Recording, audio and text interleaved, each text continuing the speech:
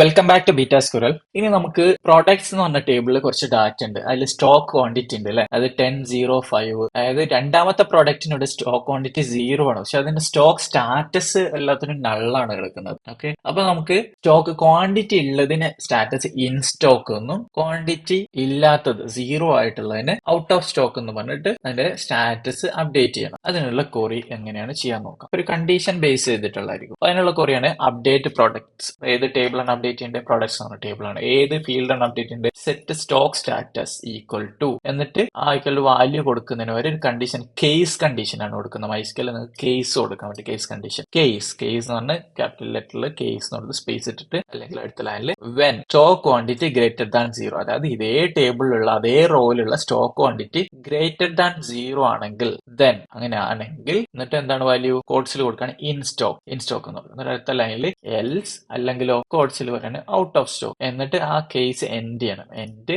Semicolon. ഇതാണ് ഒരു case ഉപയോഗിച്ചിട്ട് നിങ്ങൾക്ക് കേസ് കണ്ടീഷൻ ഉപയോഗിച്ചിട്ട് ഒരു ടേബിൾ അപ്ഡേറ്റ് ചെയ്യാനുള്ള ക്വറി. നിങ്ങൾക്ക് ഇതേപോലെ കേസ് കണ്ടീഷൻ ഏത് ക്വറിയിൽ, അപ്ഡേറ്റിൽ മാത്രമല്ല സെലക്ട് ക്വറിയിലും ഒക്കെ നിങ്ങൾക്ക് ഉപയോഗിക്കാൻ പറ്റും. അപ്പോൾ കേസ് ക്വറി ഉപയോഗിക്കുന്നത് എങ്ങനെയാണ്?